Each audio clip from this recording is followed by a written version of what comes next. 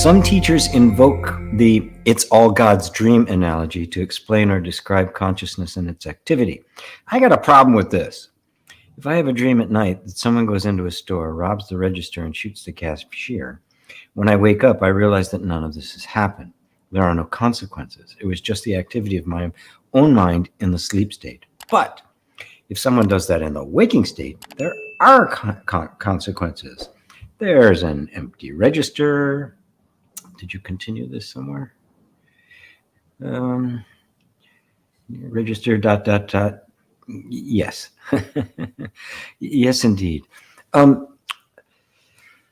This is one of the problems that has arisen because of the glut of information about non-duality and the various ways in which it's taught. Because while it's true, it's not the kind of that should not be lesson 1 in first grade, right? One has to come to that. One has to start by simply, in my experience, what is actually happening and what is just my perception of happening? And we begin to lose all of the ideas and assumptions and opinions that we have projected on life and its experiences. And at the moment of death, this will be nothing but a dream to you that will fade from your memory, right? As has every life in the past. It will not seem to have the same kind of solid reality to it. However, in the midst of it, there are consequences. When I do something, there is a result to it. If I hurt someone, if I do something and someone gets hurt, I'm responsible for that. This isn't an excuse. This isn't a get out of jail free card, right? It is a very deep and very, very subtle pointing that's not a beginner's pointing. It's something that you have to sit with and meditate through for quite a while, but even have to be prepared before you can even begin to approach something like that.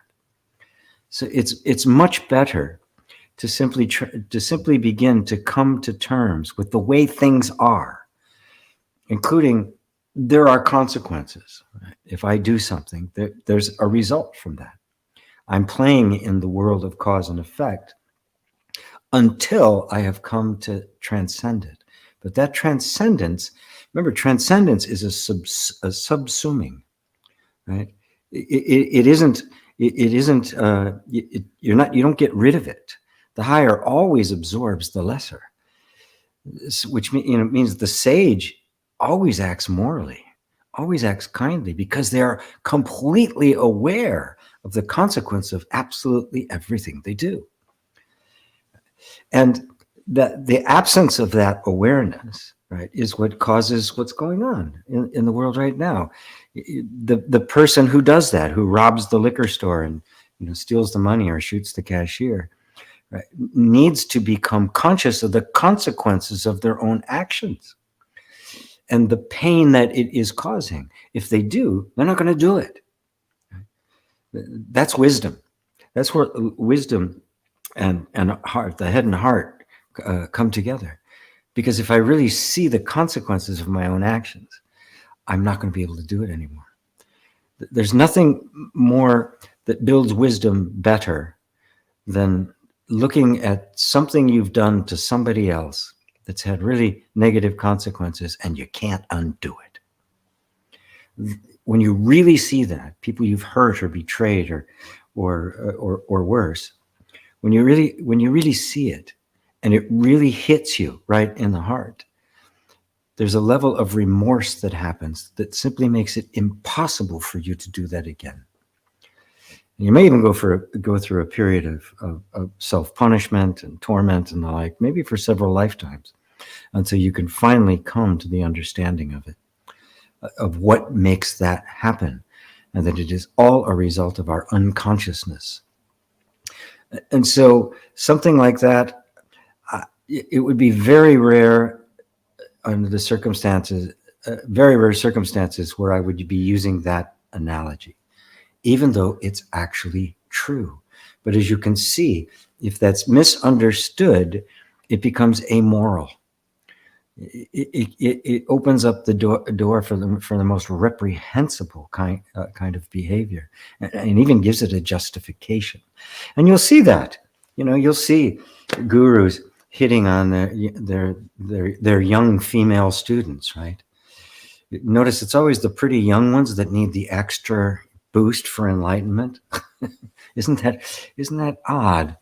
And you'll see them. You'll see teachers exploiting their students and things like that. It's repulsive, but they've got this sense that it doesn't matter, right?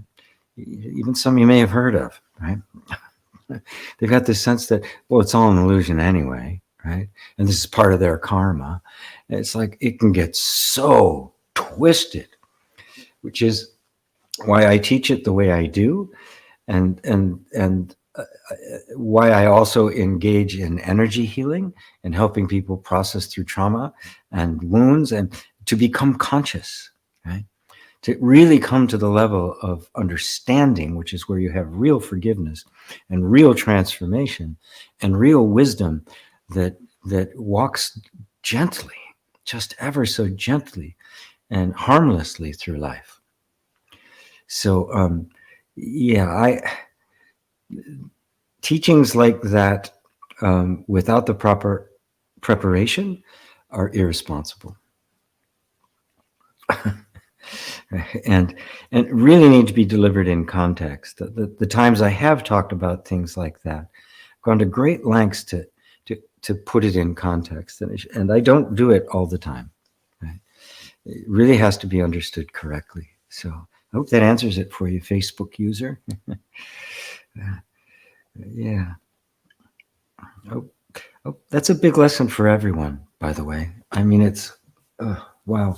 I mean, it's on one hand, it's wonderful that, you can get on YouTube and get 100,000 videos from different kinds of teachers on stuff that nobody had even heard of, 10, 20 years ago. Good Lord, I'd never heard, kid growing up in the Midwest in the 50s and 60s, I'd never heard the word enlightenment, awakening, yoga, right?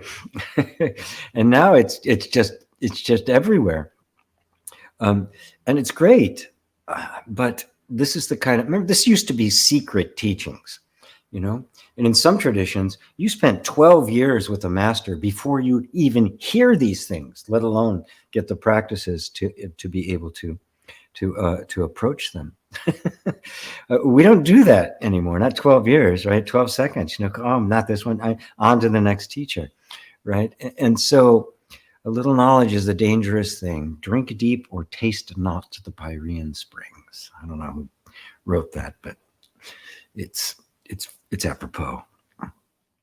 Hey everybody, GP here, and thank you very much. Since you've watched all the way to the end, I know you're getting a lot out of this message and this whole approach to spirituality and energy healing. So please, if this is meaningful to you and has been helpful to you, please like and share. As they say, press all those buttons down below. And for those of you who are able and really want to help support me in this, I do have my Patreon, my Patreonic place where you can support me in any way that you possibly can. I do all of this myself. I try to keep all the stuff here free and without any kind of advertisements or monetization. And in so doing, I do it all myself. The production, the quality, the editing, the audio, the lights, the makeup, of which there is none. I do it all myself because I want to keep everything as reasonable as I possibly can. So if you can find it to support me in this work, I deeply appreciate it. But thank you all for watching. And most importantly, thank you for taking the message into your heart and letting it touch you. Until later, namaste.